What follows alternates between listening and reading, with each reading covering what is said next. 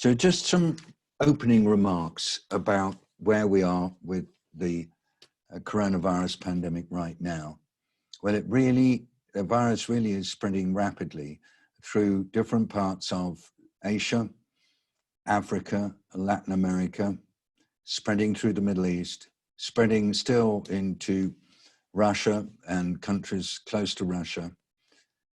Although many nations have adopted all sorts of movement restrictions through lockdowns, we do still see numbers of people reported as having the disease rising. And we know that particularly in poorer countries, the actual number of cases is well below the number that's reported. Also, unfortunately, the number of deaths is well below the number that's reported. So we're dealing with an evolving and rapidly expanding pandemic, and the end is not in sight. And perhaps what I can do is just give you 6 perspectives on what I think is happening, as perhaps an opportunity for me to share with you where my feeling is today. I think firstly, I want to focus on the virus. This coronavirus is so unlike any other virus that I personally have had to be involved with in my professional life. Not so much because it causes a lot of death, but because of the variety of impacts it is having on people everywhere. And new impacts and new patterns of illness are emerging the more we understand about it. I keep saying, don't underestimate this virus. Don't imagine it's just like a bad flu. It's not. And don't imagine it's going to suddenly go away. It's not. It's very much here to stay, and please don't underestimate it.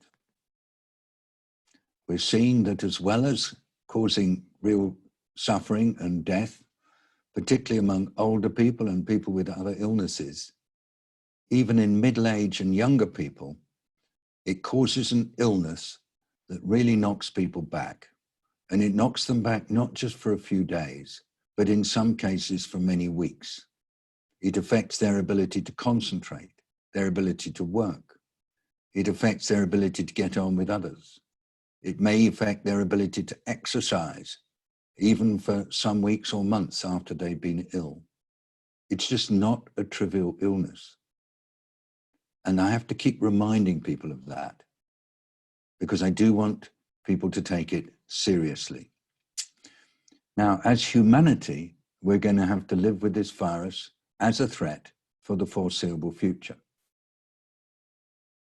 So that's my first point, is I want to stress to you, just please be careful about this virus, and please tell everybody else to treat it with very great respect. My second point is that actually it is possible for humanity to get ahead of this virus and to push it back, but it's hard. And it's particularly hard in some settings. Here are the vital steps that I believe come through from experience around the world. Firstly, people need to understand what the COVID is and what the illness is and how it can be prevented. They need to understand what it takes to interrupt transmission. How important it is that if you've got the virus, you stay away from other people for at least 2 weeks. If you think you've got the virus, you should stay away anyway. Don't wait until you've got a test. And as you go about your life, if at all possible, you should maintain physical distancing from other people, particularly when crowds are gathered together. If you feel that you can't maintain physical distancing, you should wear face protection. Ideally well-fitting face protection.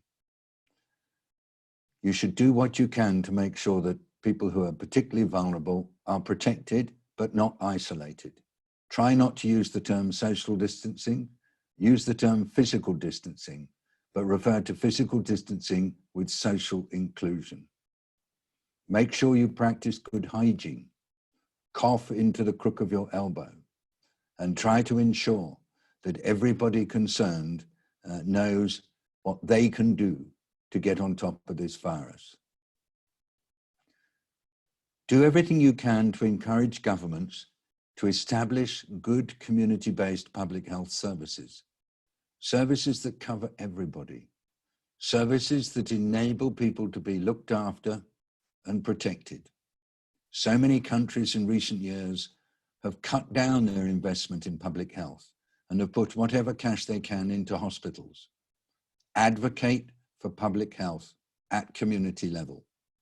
Advocate for the capacity for case finding, contact tracing, and isolation when necessary.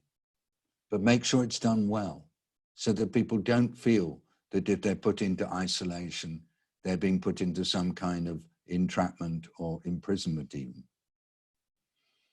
If you've got hospital services, look after your health workers. Make sure that the hospitals are COVID ready so that people with COVID can be looked after in a good way, but also so that services for people who haven't got COVID can continue, whether it's people giving birth, women giving birth, I should say, or whether it's people who need care for cancers, for non-communicable diseases, or for injuries and accidents. We know too many cases where friends of ours are unable to get treated in hospital because the whole place has gone over to COVID and they can't get looked after when they have accidents or when they need care for perhaps a cancer or for another non-communicable issue. And try to encourage governments everywhere to really focus on what really matters, which is helping societies to deal with this and other threats. Try to encourage your governments to communicate clearly in ways that are transparent, that encourage trust and don't discourage it, and to be open and honest about what they know, so that people themselves at their own community levels can make their choices based on their understanding of risk. After all, it's up to all of us how we respond to this. It's not going to be up to governments, it's up to the people, to their businesses, to their community organizations, to their professional groups, to their friendship circles. That's where the action will be taken. The government is there to provide us the infrastructure, to provide us the support systems that we need. But it's going to be we, the people, who will determine how we respond. And so I want to keep stressing that. And I feel sometimes I need to go on saying it and saying it and saying it. Because although it's a difficult message, it's one that's key for finding our way through this. So that's my second part about vital steps to get ahead, about people, about public health, about hospitals, and about governance. My third point is just to stress that the people who are really suffering as a result of this COVID are not the strong, the rich, the entitled. Not people like me who can easily work from home. Not people who have enough wealth to be able to go once a week to the supermarket to buy their groceries. No. The people who are suffering are the people who haven't got internet access, who haven't got spare cash, who depend on daily wages, who are part of the informal economy, or people who are poor and lonely and vulnerable and oppressed. They're the ones who are really suffering. They're the millions of people who are caught between work and home, who are migrant laborers in South Asia, who've been stuck trying to get home, walking, hungry, often being killed on the road by accident, or who are dying as a result of illness, perhaps even accentuated by malnutrition because of the journey trying to get home, but unable to get home because of lack of transport or other support. They're the people who've been suffering so much, and there are millions and millions of them throughout our world. And poor, as well as people who are poor because of being migrants, there are also millions of poor people living in slums or favelas or villas or townships around the world, where the COVID is now well and truly entrenched and proving to be super hard to dislodge because of the difficulty that people have with isolating, the difficulty they have with maintaining good hygiene. They are in real trouble. And sometimes they get really angry because they can't get food. So on the streets of Santiago, they're rioting. But that's not the only place where there's rioting. because also COVID is in prisons, and people in prisons have a really tough time, and they're not able to have visitors in many situations. And there's a shortage of prison guards because many of them have got COVID. So they're rioting, sometimes in a deadly way. And then there are people whose work requires them to accept jobs where they just are not able to practice proper distancing. They're not able to protect themselves. And they feel they still have to go to work, even though they know they're ill. Because if they stay away from work, they might lose employment. And that's the case in some food processing plants around the world. And we've seen it particularly in meat processing, which seems to be a place where the infection is most likely to be transmitted. We see it also in fish processing, for example, in Ghana. We see it also in other food operations. And we see it in places where residential care is offered, particularly for older people, where the staff and the patients, or the staff and those being cared for, are particularly in difficulty. We see COVID now in dormitories for foreign workers, in places where sometimes many hundreds of thousands of people are coming to do construction work and are staying 8 or 10 to a dormitory, not able to practice social distancing, not able to isolate. Very large numbers in Singapore infected with COVID, but also in other countries, in the Middle East, a lot of COVID there as well. So we have to keep reminding ourselves, as President Ramaphosa of South Africa said recently in the World Health Assembly, the impact of COVID is asymmetric, and poor people really are suffering, and they're not able to protect themselves because of how they live or because of how they work. It's not because of ignorance. It's not because of anything wrong. It's simply because that is how they live, because that's how they have been living. And COVID is revealing inequities in ways that for many of us are disturbing. And we have to recognize this. My fourth point is about what I call false choices and mirages. What do I mean? Will you be forgiven if you look at newspapers in some Western European nations for thinking that the current issue, when looked at through a political lens, is a simple choice between health or the economy? And you read people saying, well, there are more people dying of the effects of lockdown than there are because of the virus, so we must release the lockdown. I'd like to say to them first, lockdown does not stop spread, it just slows it down.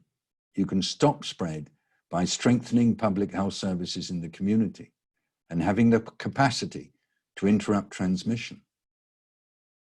And that's what you've got to do, because it's necessary to do that for the economy to thrive. It's necessary to have the disease under control through interrupting transmission and suppressing outbreaks.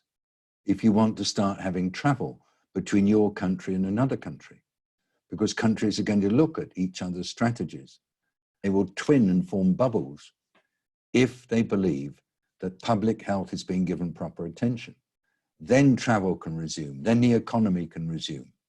But to present it as either or is a totally false choice. Another false choice. Oh, we're going to have to be under surveillance in order to be able to cope with this COVID. But we want liberty because we want to be able to choose freely where we go, what we do, who we see. We don't want anybody keeping us under surveillance. I say, if you want to have liberty, there has to be a measure of surveillance. That doesn't mean intrusion. It just means there being people who know and can respond if individuals are ill with COVID symptoms in their communities. Also, some are saying, well, you're talking about individual responsibility. You're saying people are going to have to take choices. You're making it very individual. But surely it's all about solidarity. It's about the human family coming together. I say it's about both. Individual responsibility as key to solidarity. And just a mirage, let me tell you one. There are some who say there will be vaccines available for everybody before the end of the year. I say it will take 18 months, or perhaps if we're very, very lucky, perhaps 12 months, to have a vaccine that works, that is shown to be safe, and that can be made available in different countries, it will take at least another year to administer that vaccine to all the people in our world, because it would be really wrong if the vaccine is captured and used just by wealthy nations for their people, and the people of poor nations have to wait till the end of the line, especially if it's their health workers who are most at risk. That is a true mirage, and I think it's an unhelpful one. My fifth point is that we are at the beginning of what can only be described as a social, economic, and political disaster for our world. I say it quite firmly because I believe it's what's happening, and I've been involved in enough evolving disasters to know that you have to identify these early so that you can act early before the challenge is compounded. We all know that early response is much more effective and much less expensive than later responses to an unfolding crisis. And we know from all the indicators that this is certainly a social disaster. It is definitely an economic disaster. And I believe it will evolve into an ever greater political disaster if action is not taken now. And it's up to all of us to act wherever we are. It's not just the leaders themselves. Through our different organizations, through our capacity to influence decision makers, we have to alert them to the reality that this is evolving in a very unfortunate way. I've just been listening to Professor Jeffrey Sachs of Columbia University, and he is very clear. This is like no disaster he has ever seen before. This is unique, and it is extremely serious. But my last point, and you won't be surprised by this if you've been to one of these briefings before, I also believe this is an extraordinary opportunity for humanity to reveal her, as well as his, enormous potential for collective and effective action. By working together, humans have the capacity to be transformative leaders using living systems approaches and creating the conditions for the emergence of much better ways in which to work. That's simply what I have seen in my own lifetime through watching the capacity of groups of people to work together, especially when they leave behind their egos and they leave behind their logos and are prepared to work for the common good. It's about solidarity and unity of purpose. But it cannot be achieved through any efforts that work to separate us, to create friction, to encourage competition, and to fragment our efforts. To do the work that's needed, people need to find the values of common and collective action based on trust and respect. And those values are with us all. They're the majority values in all our societies. And the best of this human spirit will enable us to find our way through, not just on COVID, but also on responding to inequity, also on reversing the destruction of nature, and also on climate change. The capacity is with us. Now, am I seeing any evidence of this? Well, I am, all over the world. And it's not me looking at it with rose-tinted spectacles. All the individuals and groups that I'm in touch with everywhere are showing me day after day evidence of effective collective action, evidence of solidarity in practice, in Somalia and Kenya, in Mali, in Southern Africa, in different countries, in the Middle East, particularly now as we celebrate Eid, we're seeing incredible generosity that's been shown through Ramadan, but particularly during Eid, holding communities together. We're seeing it in India, with people working really hard to try to help those who are being trapped as a result of the lockdown. We're seeing it in Pakistan. It's been very difficult listening to the Prime Minister talking about the economic consequences, but real efforts being made throughout the country. We're seeing it in Europe. Not always, not everywhere, and some of the best and most publicized news stories are a bit depressing.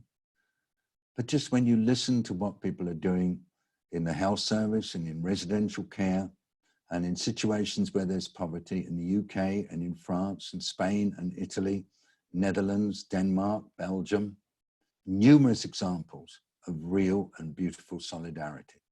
And then going further eastwards in Europe and then into the former Soviet Union, all over the United States, brilliant people working together in solidarity, and in Canada and all over Latin America. I want to stress that that is what we are seeing.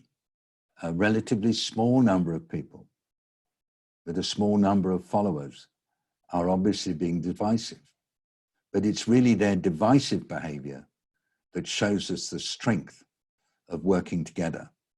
It's by comparing the good that we are seeing with some of the extraordinary and strange behavior of leaders can help us to really appreciate the power of working together.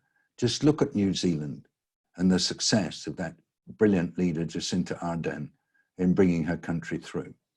Look at what's happening in South Korea. Just talking to some South Korean business people today, just seeing the energy and strength and unity of purpose. It's really brilliant. And then look at what's happening in Germany. Really careful work where an early effort to get volunteers in to support interruption of transmission and to encourage early case finding and contact tracing has really helped. If you'd like to make any comment or put any questions, please write something in the chat.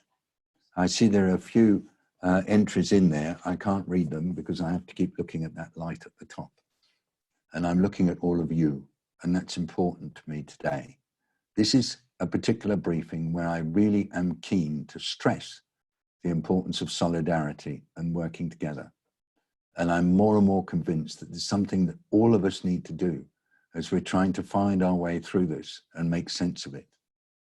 And the people who help me make sense of it are the following. I've already mentioned Florence Lasbens, agronomist and managing director of 4SD. With her, we have Thuy Nguyen, who organizes all our communications. And Florence has just lighted up. She's on the 4SD one. Thuy has just lighted up. Thank you, Thuy. Catherine Deland, who helps us with all the issues on health and links with the WHO. She was very active through the World Health Assembly last week. Joe Colombano, who has just gone back to Connecticut. He may not be able to join us. Magali Mardi, who handles all our scheduling and keeps us working together. Sabia Moumen, who's just finished his Ramadan and should be on the call. And Julian Delimontex, who said he can't be with us today because he is busy. John Atkinson, I've just seen you lit up. John, nice to see you. Thank you for all you're doing. Today in our briefing, just to say that we have nearly 40 participants, plus or minus. We have people connected from Norway, Ireland, Switzerland, Canada, Mexico, Nepal, France, and the UK. Sorry? And also Philippines. I want to just say that who's from Philippines? Go on. And we've got people from Kabul. Thank you very much for joining from Kabul. I think I know who it might be. People, yeah, Catherine, you've joined. Thank you very much for being with us from the West Coast of the US and Luxembourg as well. So just absolutely wonderful to have you all with us. Now, somebody who might have dropped off, Scott, I'm glad to see you there. I can just see you with your beard and smile and with your headphones on. Lovely to see you joining from Canada. It's great that you're here. Thanks for all you're doing. Absolutely great. Catherine, thank you for all you're doing with the podcast. I see you've got some nice background on your Zoom. And Maurizio, greet you again, give you another shout out. Iman, thank you for joining again, joining from Egypt. And Iman, you've sent us in some details of yourself. And I hope that if any of you, particularly those of you who've had COVID and want to talk about your experience, or any of you who are involved in any particular work you'd like to mention, please do so.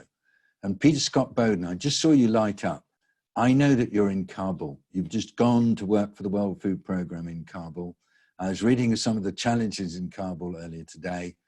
It's great that you've gone there. Thank you for picking up your bags and once again going off to deal with some of the real challenges where people are suffering. And Peter, it's just beautiful that you've been able to join us today. Stay close, Peter. You're part of our family. So Samira Hussain, who couldn't stay until the questions and answers, did say, knowing what we know about COVID and what's to come, what would world-class health systems look like? Well, Samira's gone, but it was while I was talking that I knew she was going to go off. I wanted just to stress that it is about action at the community level. A good health system is not just about hospitals. And although for years we've been trying to encourage governments to not put all their health budget into hospitals, that tendency is still there because it's the vote winner. It's what people see as will get them the best marks with their voters. But actually, a good health system is one that protects and prevents. And that's community health. And that's what we've talked about for years, ever since WHO first worked on this idea of primary health care. And we've got to hold on to that basic principle that people get healthy, not primarily through what happens in hospitals. They get healthy through what happens in the public health services and also through what happens in other sectors like water and sanitation, like nutrition and food systems, like housing and shelter, and like human rights and justice, like gender equity, like opportunities for employment. It's been shown year after year, decade after decade, that health comes from how we live. And that hospitals actually, in a funny way, take money away from the things that really matter for health. And so I need hospitals sometimes myself, and everybody needs hospitals, but we've got to remember that basic health comes from everything else, as well as from really good community health services that help people through the tough times and particularly look after older people when they're struggling, or people with disabilities when they're struggling, or people with chronic illnesses when they're struggling. I want to give a big shout out to Renzo Guinto, who's a young doctor who works in the Philippines, just completed his doctorate in public health from Harvard. And he's working with me on a whole process which links to how health services can be helped to be resilient in the face of climate change. Renzo is in Manila right now. He's written saying he's a bit tired and he doesn't want to talk. But Renzo, thank you for your leadership as a young health professional. You've told me many times that you don't believe that you want to spend your life just working for these organizations that give out instructions from Geneva or New York. You want to be a practicing public health worker in your community. You want to be working, as you've shown me, with local actors as they make their health services strong, not just the doctors, but the nurses, the auxiliaries, the community leaders. And I've seen how you've been able to show this through the videos that you've done, which indicate how resilient health systems can be established at the local level. So that's my shout out to you. Now I'd like to go to Robin Gorner. Robin, I can see where you are. Can you just unmute your mic? I'm unmuting you if you can do it. Yeah, you are. You are. Could you unmute yourself? See if you can do it, Robin. Thank you. Robin, you're sitting at home. Just give us just in a couple of minutes, not only your story, but what you think your story and what you're seeing teaches you for how societies have got to get strong in the face of COVID. Well, thank you, David, and thank you for an excellent briefing. And it's very good to see some friends on this call. So I have been involved in the community and global response to HIV and women's rights for over 3 decades now, and I'm currently in the centre of London, and I'm on day 23 of COVID. And I've been feeling a lot better, although a teeny bit breathless right now. And I think as someone who's been thinking and writing a lot about COVID over the last couple of months, it's both very shocking personally to have acquired the condition, but also really brings into the forefront many concerns that I've had, I suppose, as an organizer for some time. I couldn't agree with you more about the vulnerability of people living in poverty. I'm living in the 3rd highest prevalence borough of London. And we really see here just how much poverty is driving the epidemic and how occupational ill health is driving it. So I'm living in an area where I'm seeing more and more people returning to work and returning to work in very unsafe conditions in the construction industry as delivery people. But I also think that the point you raised about Jacinda Ardern and how we can have some fantastic political responses is so important. And yet we've always known that public health is political. And we've also known, as you've just stressed, that community responses are so important. And I think that's something we cannot underestimate. One of the things I've noticed since I've been living with my own COVID is how little information there is for those of us who have the disease. So there's a lot of conversation about avoiding COVID. There's a lot of conversation about what happens when people are hospitalized. But even in your remarks earlier, you spoke about not going outside for 2 weeks. Here in the UK, we're told not to go outside for 7 days. I'd like to know when I could be sure I'm not contagious, and yet I cannot get a test. I tried again yesterday to get a test. I cannot get a test. And so I think our measures to support people in the community who are dealing with a highly infectious illness, most of us do not want anyone else to get this. We're not putting in place the right response in some countries. Sorry, it's the brain fog of it and the confusion as such that it isn't the most coherent intervention I've ever made. But one of the points I also wanted to say is that I think from the HIV pandemic, we have learned many, many good things. One is the community response that you mentioned, but also the importance of mobilizing community research. And the fact that many people who've been involved in public health, many medics are themselves directly impacted by COVID, means that we can gather community research and start to really learn in real time. If I go out and sit in the nearby park, I will listen to other people talking about their own personal experiences because we have such high prevalence in this part of the country. And so we need to find ways of capturing that in parallel with vaccine research to really support communities all over the world to learn from this emerging pandemic. I'll leave it there. Robin, thank you. I know how tough it is for you to speak. You and I tried to talk the other day and you were coughing while you were talking. And as you say, you're more than 3 weeks into your COVID and you still are finding life tough. I'm so pleased that you're talking about the opportunities that might come from listening to people talk about their experience. It's a need for solidarity around this. And I'm so grateful to you for possibly bringing some of the experience you had on working in HIV for so many decades into helping communities get strong in the face of COVID. Robin, it's a real privilege to be hearing from you. I'd just like to see whether Tom Arnold is hearing me. Tom and I have known each other for many, many years.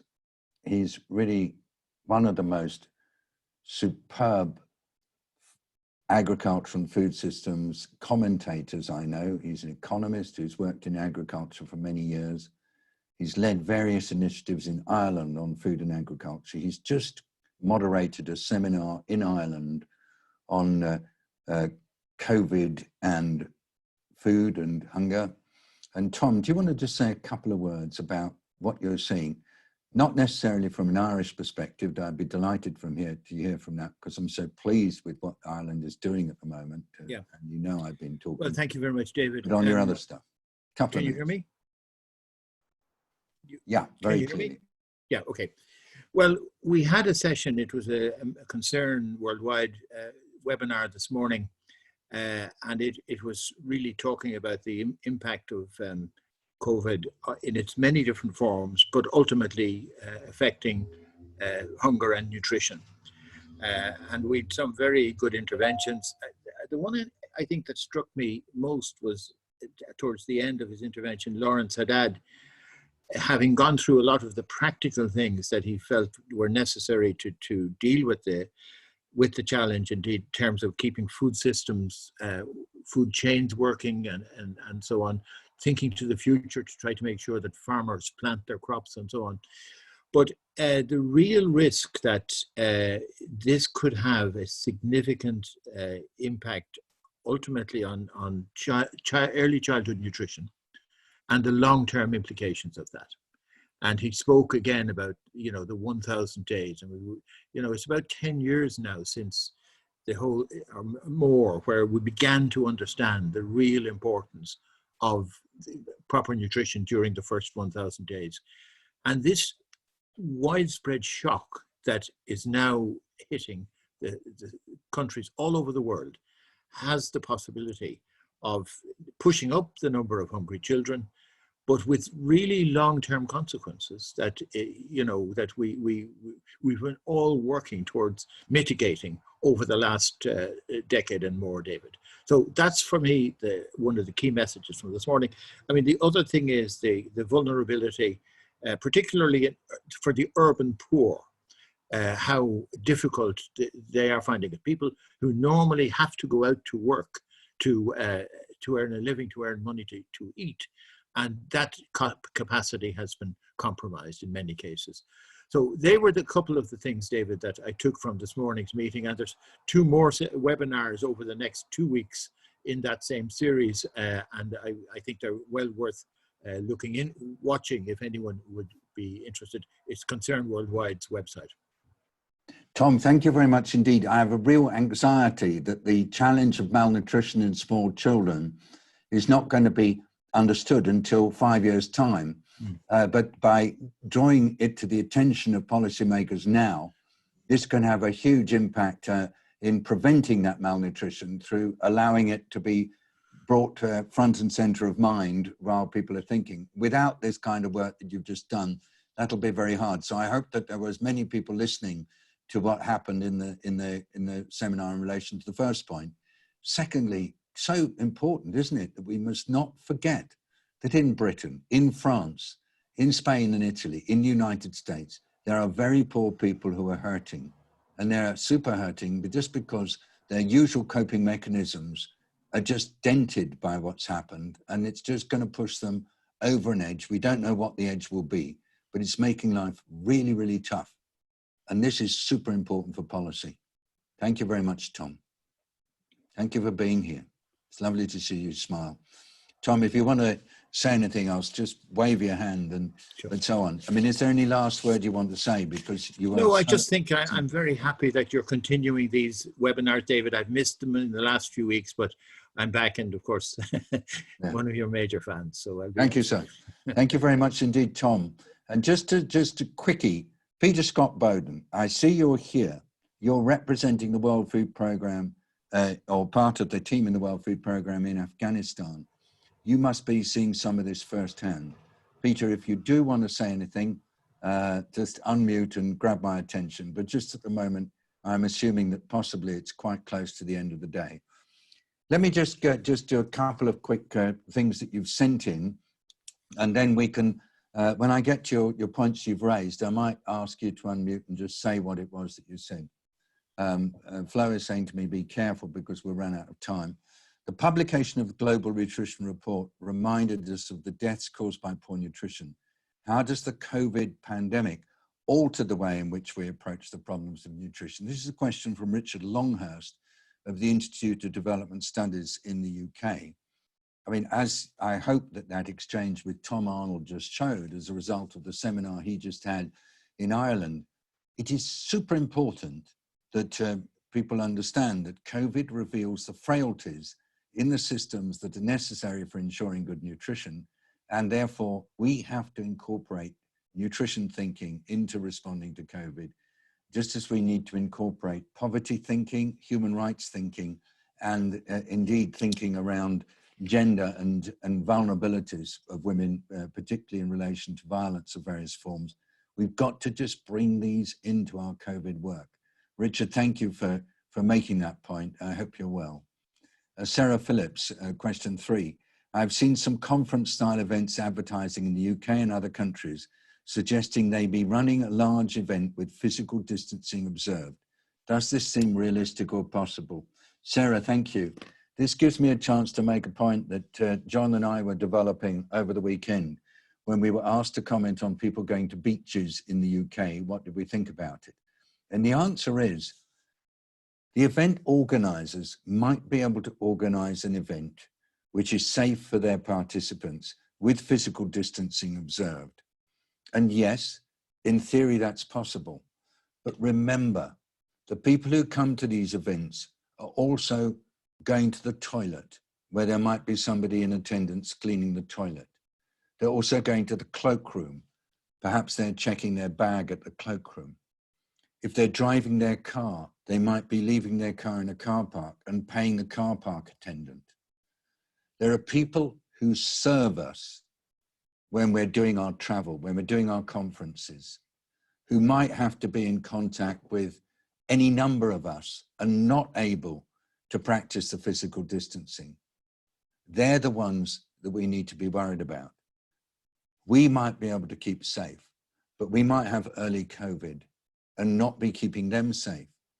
They might be in contact with 100 of us in a day. We might be in contact very, very little with other people. Are we thinking about them, those who serve us, when we make decisions about ourselves to go to beaches, to go to conferences, to go to church, to go to events? And if we are, that's fine. But if we're not, then we're being irresponsible. And this applies even to people who travel halfway across the UK to go and deal with their relatives and their children. Where do they stop on the way? Who have they been in contact with? It's all the time remembering it's not just about us. So Sarah, thank you for that point. I'm sure that I haven't necessarily added to you. I'm sure you've thought about all this. I can see you there, but it's super important. Think about the others as well as about ourselves when we make our decisions about risk. Rohan, hello to you. I think you're there. I can see. Is it possible for financial institutions such as the IMF to do complete cancellations of unpayable debt, as well as providing increased transfers of tailored support, reaching directly to the hard-hit and poor populations? Rohan, thank you. A Nepalese colleague of mine was saying just this the other day. Perhaps you and he have been talking. He said, David, the trouble is the IMF is offering catastrophe support to poor countries. But will that money actually get to the poor people in poor countries who so badly need help?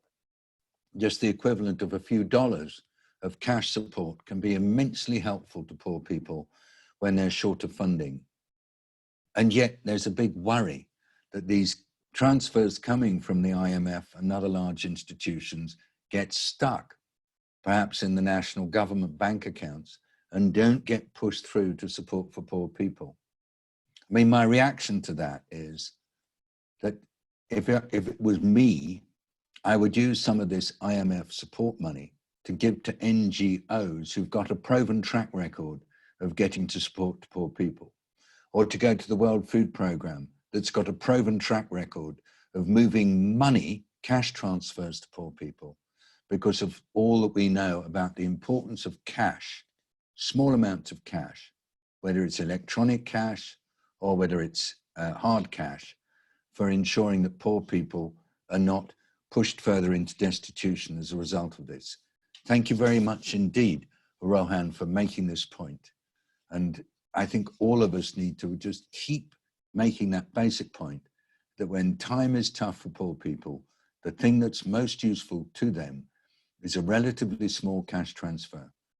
The equivalent of $30 or $40 can make a huge difference as to whether or not they're able to get food for a week, and in particular, whether their children could get nutritious food, the point that Tom just made. Marianne Hasselgrave's on. It's great to see this. Marianne, I can see Marianne there. How can civil society organizations contribute fully at the global level when opportunities for them to do so are being restricted through the constraints in their participation in international meetings and negotiations, particularly in the UN arena? There are many people talking with frustration about the failure of the multilateral system, which is the system that involves all the world's governments, to give proper space for civil society and for other groups to be able to participate fully, given the important role played by civil society organizations in really making a difference. Marianne, this is urgent. I would like to encourage all civil society groups in the UK to be really mobilizing to encourage the Department for International Development, to encourage foundations and others to route resources to those organizations that have the capacity to bring what really matters to poor people and get it into their hands in a direct and clear and accountable way. Never has there been a greater need for strong action by civil society than right now, whether it's on health or on food and nutrition or on shelter or on women's rights, and in particular on everything to do with the rights of the people who are most marginalized. We are seeing too many examples of poorer people actually being further disadvantaged by what's happening in the context of the lockdowns and other restrictions that are going on. So I agree with you totally. If you can feel of any way in which we can better articulate for more attention to civil society, please let us know. It's not just now, it's going to be for the foreseeable future, because we're in the midst of this disaster where poor people are getting poorer and more disadvantaged. Annie Feltham. Hello, Annie, I can see you there. How do you turn social action and solidarity into political power? And you put in brackets, this is still difficult in the UK. And I'm just so aware of this. I mean, I would say at the moment, if it was in the UK, I would be working really hard with the current opposition to stress that centralized direction by government is useful and necessary to establish and communicate the strategic principles for COVID response. But the transformation of those principles into effective work, particularly that favors the needs of poorer and more disadvantaged people, has to be done through local energy, which means a combination of civil society, faith-based organizations, local authorities, local professionals like general practitioners and those who work in their health teams, and more. Never before has there been a need in British society for real organization at the community level. Now, it's going to take time to re-establish community when we consider just how much effort has been made in Britain actually to certainly undermine, and perhaps even worse, in the way of reducing the social fabric at community level. Yet strong community level social fabric, linked obviously to political power, is absolutely key for empowering communities everywhere to be strong in the face of this and other threats. So of course, your question is a bit rhetorical. You, given your history as being active in various forms of politics in your professional life, would know much more about this than me. And so, Annie, I'm just going to give you a couple of minutes. Just say what you think. You're on. Thanks. It's on the one hand, we need to act quickly. And on the other hand, we've come right up against the levels of inequality in England, which are appalling, and the centralised nature of our government, which is also appalling. And it hasn't it hasn't got any better. And I think what COVID is, on the one hand, and I understand this, you've got this compulsion to act quickly, but the institutional impoverishment from top to bottom is so huge. And I feel I'm always banging on about the social fabric, which has been, as you say, undermined. And so on the one hand, we have got a sense of solidarity coming from COVID, and people are doing fantastic things. But actually turning that into political power is, I think we need a plan. Goodness knows where the plan comes from. But it makes me very unhappy indeed, because here we are, we're still, I don't know where we rank, the 6th or the 7th economy in the world, and we're not doing very well. And I don't know the extent to which we learn from other examples. I mean, the thing that has just blown me apart are the figures from Japan. But we are trying to get a better hearing from the government on how we address these issues and what the various types of vulnerability mean.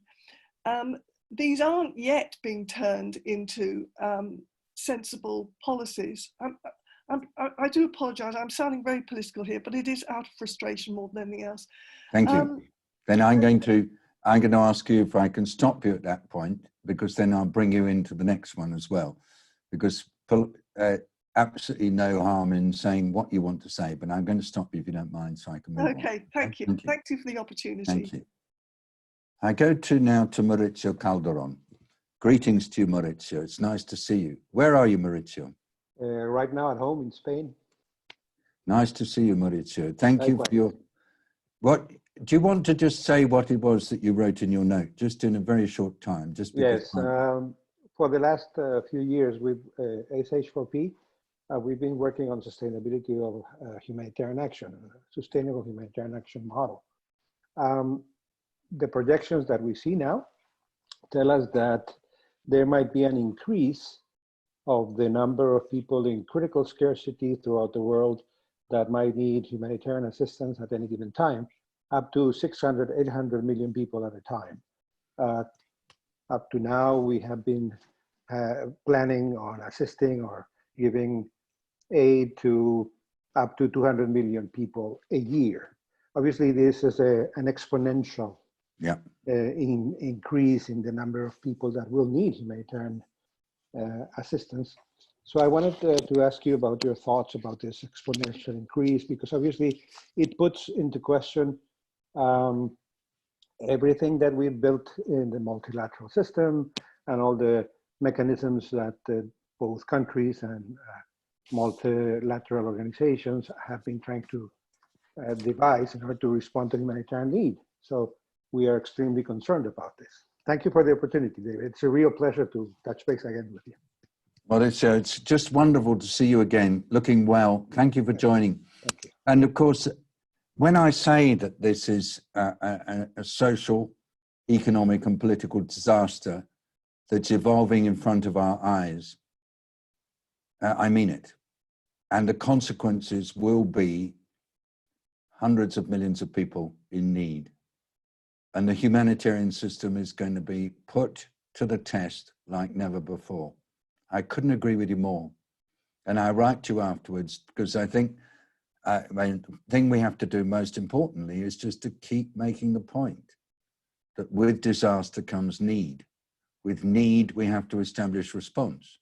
But it's got to be a response that empowers and helps people to find jobs and to find opportunity and not to be squeezed out, as I suspect is going to be the case for so many people.